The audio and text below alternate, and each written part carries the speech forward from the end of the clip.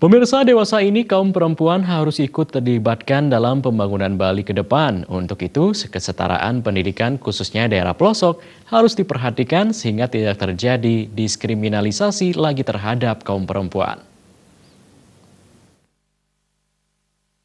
Pemerhati perempuan, Ida Ayu Indra Kondi Santosa menyatakan, perempuan harus dilibatkan dalam pembangunan Bali saat ini. Untuk itu, perempuan di era milenial seperti sekarang harus bangkit dan menunjukkan kemampuannya untuk dapat terlibat dalam pembangunan Bali. Kesetaraan pendidikan bagi kaum perempuan juga perlu diperhatikan, terutama yang berada di pelosok desa. Dari pendidikan inilah, kaum perempuan harus disejajarkan dengan laki-laki sehingga tidak terjadi diskriminalisasi.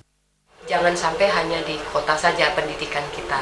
Nah, dari pendidikan inilah akan bagaimana perempuan-perempuan juga harus disejajarkan dengan laki-laki. Jadi tidak lagi ada diskriminasi, perempuan tidak boleh berpendidikan tinggi. Jadi perempuan juga harus bukan harus lagi, memang sudah berpendidikan tinggi setara dengan laki-laki. Bagaimana untuk Bali ini ke depan. Dan di sini saya harapkan perempuan-perempuan Bali sekarang bagaimana kita menyikapi sekarang ini di dalam pembangunan dan sebagainya. Kita juga harus andil juga dengan Pulau Bali ini.